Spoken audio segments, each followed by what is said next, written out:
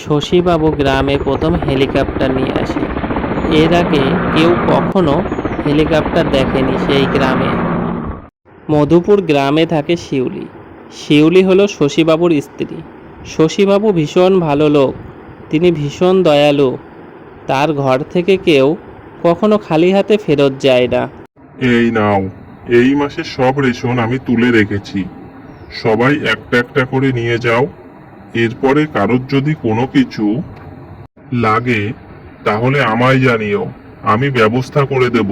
সবাই তাই মনে করে শশীবাবু এত দান ধ্যান করে, তাই হয়তো তার সম্পত্তিতে কখনো কোনো অভাব পড়ে না। শশীবাবু ভীষণ বড় লোক, তবে তিনি দান ধ্যান মন খুলে করে। শশীবাবু এত ভালো, কিন্তু তার স্ত্রী শিউলি একদমই বিপরীত। শিউলি ভীষণ অহংকারী ও বদমেজাজি। কি গো, তোমার কি কানে কথা যায় না? তুমি কি সারাদিন দান ধ্যান করতেই ব্যস্ত? আমার কথা চিন্তা করার কি তোমার সময় নেই? তোমাকে আমি কবে বলে রেখেছি বলো, যে আমার ভাইয়ের বিয়ের আর 2 মাস দেরি আছে?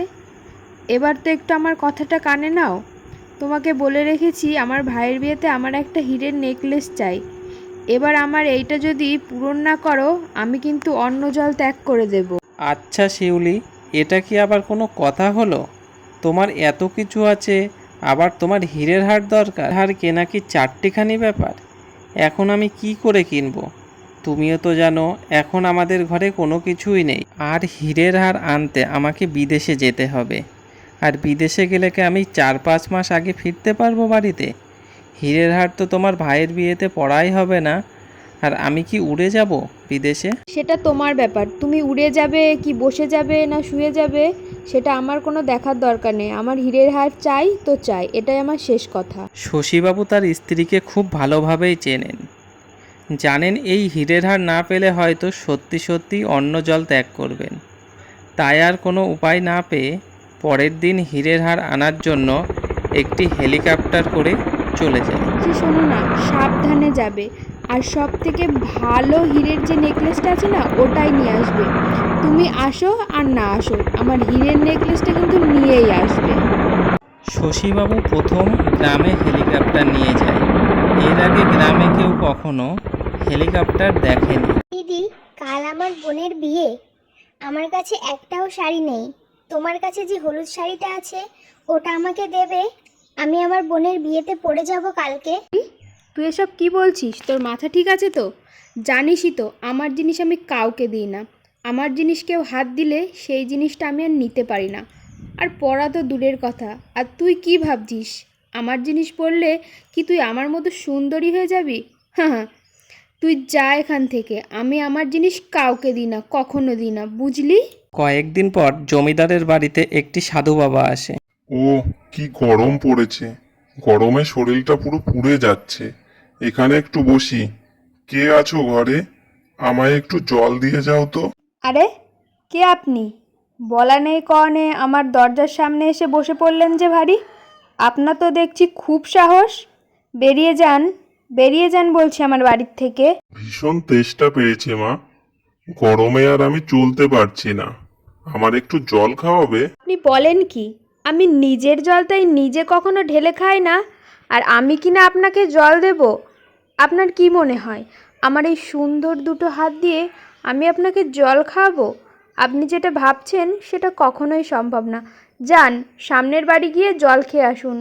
অনেক বাড়ি আছে, সেখানে যান। চলে যান আমার বাড়ির থেকে, আমি আপনাকে জল দিতে পারবো না। তুই আজ আমার অপমান করলি। তুই আমাকে তেষ্টার জল দিলি না। তোর সৌন্দর্যের অতিরিক্ত অহংকার, তাই না? এই অহংকার একদিন তোর পতনের কারণ হবে, এই আমি বলে গেলাম।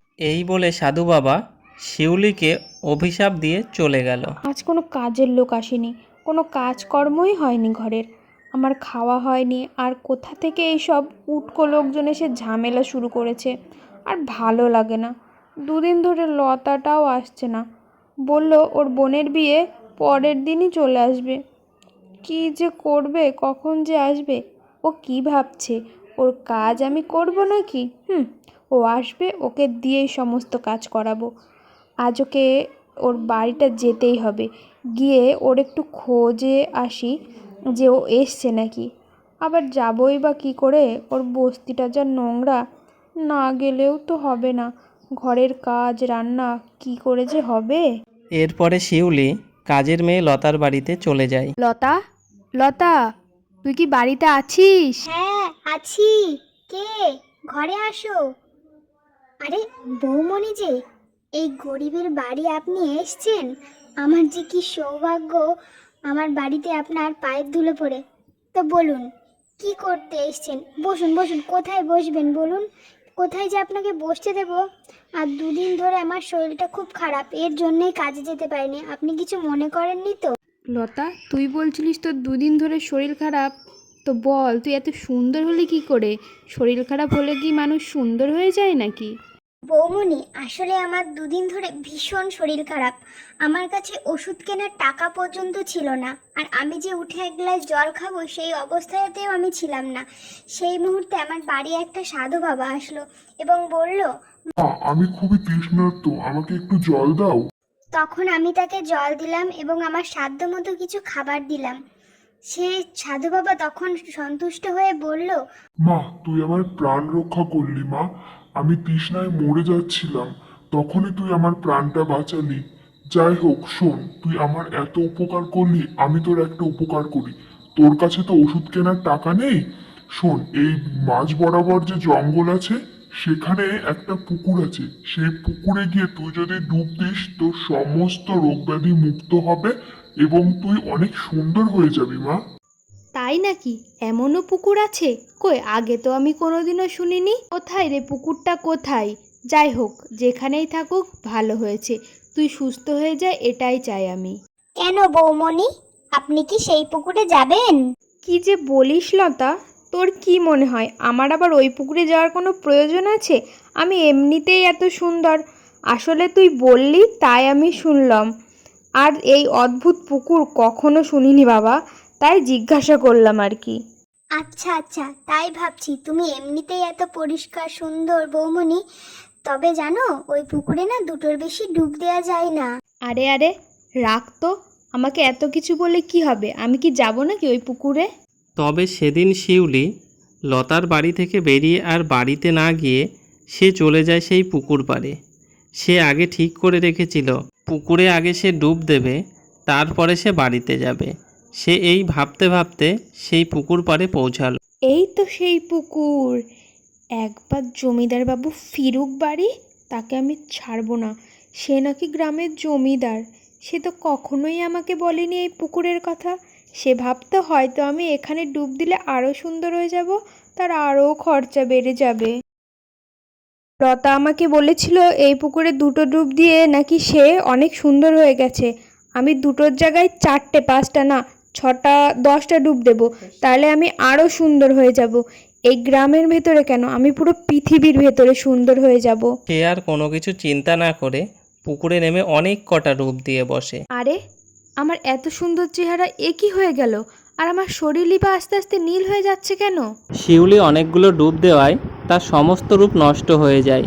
এরপরে সে এক নীল ডাইনিতে পরিণত হয়।